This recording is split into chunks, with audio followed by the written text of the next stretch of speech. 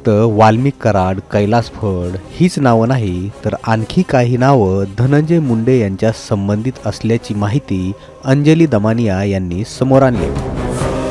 आता ही नावं चर्चेत का आहेत, तर या माणसांच्या हातामध्ये पिस्तूल असल्याचं समोर आले आणि एवढंच नाही तर या संदर्भातले काही व्हिडिओ आणि फोटोसुद्धा अंजली दमानिया यांनी आपल्या सोशल मीडिया अकाउंटवरून पोस्ट केलेत। विशेष म्हणजे यांचा संबंध धनंजय मुंडे यांच्याशी असल्याचा दावासुद्धा अंजली दमानिया यांनी केलाय। अंजली दमानिया सातत्यानं धनंजय मुंडे यांना टार्गेट करतायत आणि त्यांच्याशी संबंधित असलेल्या बंदूकबाजांना त्या आपल्या सोशल मीडिया प्लॅटफॉर्मच्या माध्यमातून उघड करण्याचा प्रयत्न देखील करतायत। त्यांनी आता आपल्या एक्स अकाउंटवर एक नवी पोस्ट केली आहे। यामध्ये त्यांनी काय म्हटलंय ते बघा। पिस्तूलच पिस्तूल, डिगोळाबा गावचा सरपंच, याचे नाव जयप्रकाश सोनवणे उर्फ बाळासाहेब सोनवणे असं आहे। मला कळवण्यात आलं आहे की यांच्यावर खंडणी, अपहरण असे अनेक गंभीर प्रकारचे गुन्हे दाखल आहेत। SP नवनीत कावंत यांनी गुन्हे दाखल आहेत की नाही याची खात्री करावी आणि गुन्हा नोंदवावा। यानंतर अंजली दमानिया यांनी दुसरे एक पोस्ट केली आहे। त्यामध्ये त्यांनी काय म्हटलंय बघा। मार्किंग केलेली व्यक्ती माणिक फड, धनंजय मुंडे समर्थक।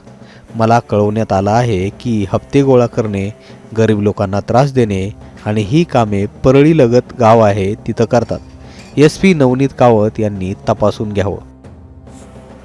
यानंतर काहीच वेळात अंजली दमानिया यांनी पुन्हा एक पोस्ट केली ज्यामध्ये 2 व्हिडिओ सुद्धा दिलेले आहेत। यामध्ये हा इसम बंदुकीनं फायर करताना दिसत आहे।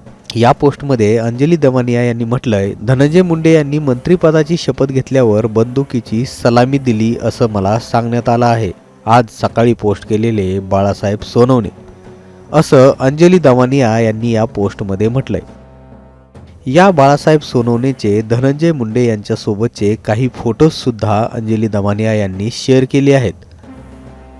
विशेष म्हणजे अंजली दमानिया यांनी वाल्मिक कराड यांच्या मुलाचा सुद्धा एक फोटो आपल्या एक्स अकाउंटवरती पोस्ट केलाय। यामध्ये या मुलाच्या कमरेला सुद्धा एक पिस्तूल दिसून येतंय।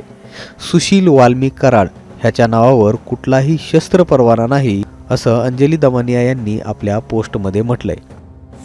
बीडमधील संतोष देशमुख हत्या प्रकरण चर्चेत आल्यापासून अंजली दमानिया सातत्यानं बीडमधील काही प्रकरणं आपल्या सोशल मीडिया अकाउंटवरून मांडत आहेत। याच दरम्यान आता हे नवीन एक प्रकरण त्यांनी समोर आणलंय। यावर आता पोलीस काय ॲक्शन घेतात हे पाहणं महत्त्वाचं असणार आहे। ब्युरो रिपोर्ट, मुंबई तक।